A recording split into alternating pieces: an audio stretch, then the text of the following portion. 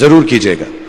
मेरे जो वालिद थे, मैंने जैसे बताया बहुत पढ़े लिखे थे, तो उन्होंने बहुत गरीब भी थे, उनको कभी कोई नौकरी नहीं मिली, हार्डली उनके पास पैसे होते थे। जो भी बिजनेस उन्होंने शुरू किया, इतनी तालीम हासिल करने के बाद भी वो फेलियर ही रहा। लेकिन उन्होंने बहुत प्यार दिया, और क्योंकि उनके पास पैसे नहीं होते थे तो मेरे हर जन्मदिन पे अपनी कोई पुरानी चीज मुझको दे दिया करते थे। तो पहली पुरानी चीज जो, और बहुत बड़ा चढ़ा के उर्दू में अच्छे अच्छे अल्फाज यूज करके मुझे इंप्रेस करते थे कि बहुत अच्छा प्रेजेंट दिया है मुझको। तो वो मुझे पहली चीज उन्होंने मुझे, ये मैं हर जगह पर बोलता हूं, स्कूल के बच्चों के फंक्शन पे, येल यूनिवर्सिटी में, एडिनबरा में, क्योंकि आप लोग सब अपनी लाइफ के उस थ्रेशोल्ड पे हैं जहां से आपको कामयाबी हासिल करनी है इंशाल्लाह। सो पहली चीज जो उन्होंने मुझे दी थी, उन्होंने मुझे अपना शतरंज का सेट दिया था, टूटा फूटा सा। वो शतरंज हर रोज खेलते थे। हनुमान मंदिर के जो हेड प्रीस्ट थे, पंडित थे, उनके साथ रात को जाके मेरे वालिद जो हैं शतरंज खेलते थे।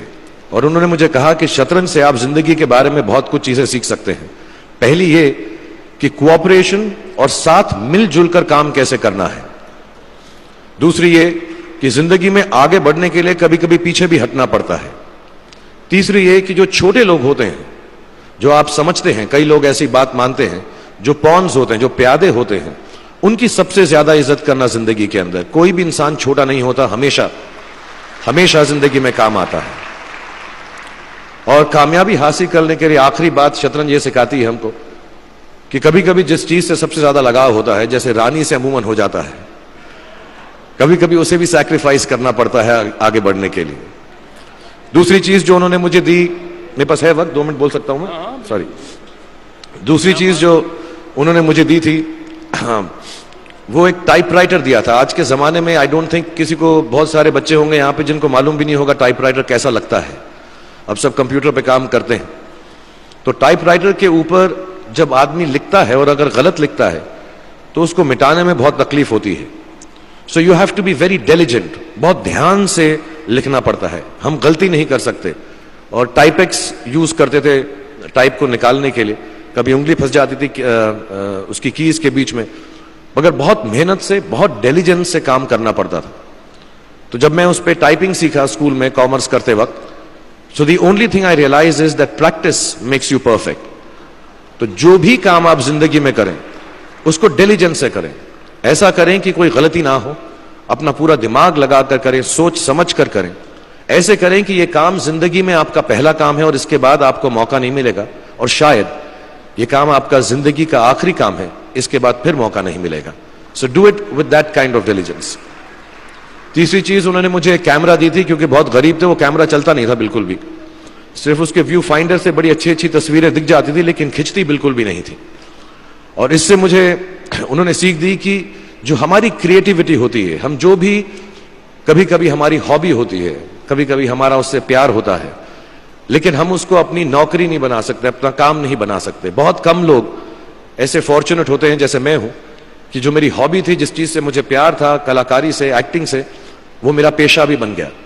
अमूमन ऐसा होता नहीं है, लेकिन जो हमारी कला है, चाहे वो पोएट्री है, चाहे वो लिखना है, चाहे वो पेंटिंग है, चाहे जो भी चीज, गाना है, अकेले में गाना है, हमारी क्रिएटिविटी जरूरी नहीं है कि दुनिया एक्सेप्ट करे।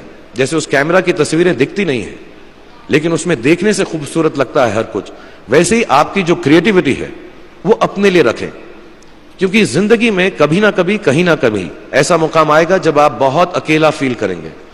हो सकता है दुख का समय भी आए, उस वक्त आपकी जो क्रिएटिविटी है वो आपकी सबसे अच्छी दोस्त होगी, दुनिया उसको माने या ना माने। मैं बहुत खराब पोएट्री करता हूं, लेकिन जब भी दुखी होता हूं तो लिख लेता हूं। सराफ साहब से मैं अब सीखना भी चाहता हूं। मैं रेख्ता पे जाऊंगा, मुझे लगता है ये कमाल की साइट है, थोड़ी मैं शायरी वगैरह सीखूंगा। मेरी शायरी बहुत खराब है कि हमने तुम्हारी याद में रो रो के टब भर दिए, वो आए और नहा कर चल दिए। इस लेवल की पोएट्री है। लेकिन जब दुख होता है, ये भी बैठकर जब लिखता हूं तो बहुत दिल को शांति मिलती है। आखिरी चीज मेरे वालिद जी ने मुझे दी थी, वो दोनों मिक्स है, मैं जल्दी खत्म करता हूं क्योंकि आप लोगों के पास वक्त नहीं है, आप लोगों को अपनी डिग्रीज लेनी है, सोच रहे होंगे इतना वक्त जाया कर रहा है हमारा ये।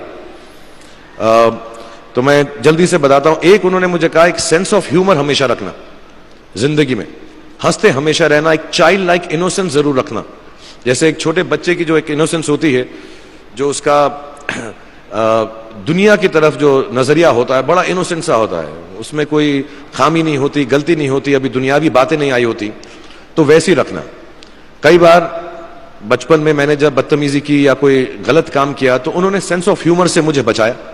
और जिंदगी भर अगर आप अपने ऊपर, अपने हाल पे, दुनिया पे, क्योंकि लोग आपसे हर कोई बात कहेंगे, अच्छी बात भी कहेंगे, बुरी बात भी कहेंगे, क्योंकि लोगों का काम है कहना। अगर आप उसको एक सेंस ऑफ ह्यूमर से देख सकेंगे तो जिंदगी जो है बहुत बेहतर रहेगी।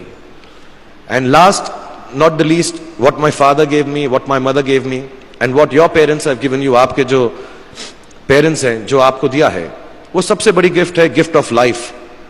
जिंदगी की जो जिंदगी एक खुद ही सबसे बड़ा तोहफा है हमारी जिंदगी, और उसको वैसे ही ट्रीट कीजिए। जिंदगी के अंदर जो भी मुकाम आए, जैसी भी चीजें हो, अच्छा हो बुरा हो, कभी अंधेरा हो कभी उजाला हो, हर चीज को रिस्पेक्ट कीजिए और जिंदगी में ग्रेस रखिए हर इंसान की तरफ। हर इंसान जो भी आपसे जो भी बात करेगा वो अपनी मुसीबत के हिसाब से करेगा, अपनी हैसियत के हिसाब से करेगा, कभी गलत बात भी बोलेगा, ऊंची बात भी बोलेगा। जब आप काम करेंगे, जब आप बड़ी बड़ी कंपनीज के अंदर नौकरी हासिल करेंगे, आपका हमेशा झगड़ा रहेगा, जो मेरा जूनियर है वो ऐसी बात करता है, मेरा सीनियर जो है ऐसी बात करता है। लेकिन सब जो है जिंदगी से जूझ रहे हैं, इस जिंदगी में कुछ बनने की कोशिश कर रहे हैं। सो वो ग्रेस जो है, वो लीवे जो है, हर किसी को दीजिएगा जो आपके साथी हैं, जो आपके साथ साथ काम कर रहे हैं, जो आपका साथ काम नहीं भी कर रहे और जो आपका साथ नहीं भी दे रहे। ग्रेस से बड़ी चीज आप जिंदगी को वापस नहीं लौटा सकते। ये 4-5 चीजें याद रखिएगा। याद रखिएगा, नहीं रहे तो कोई बात नहीं। आप लोग बहुत कुछ अभी इस जगह पर इल्म हासिल कर चुके हैं और मुझे उम्मीद है और मुझे यकीन है कि आप जो भी करेंगे जिंदगी में बहुत कामयाब होंगे। और फिर से मैं मौलाना आजाद नेशनल उर्दू यूनिवर्सिटी का शुक्रिया अदा करना चाहूंगा कि मुझे यहां पर बुलाया, आपसे मुखातिब होने का मौका दिया। थैंक यू वेरी मच, बहुत बहुत शुक्रिया।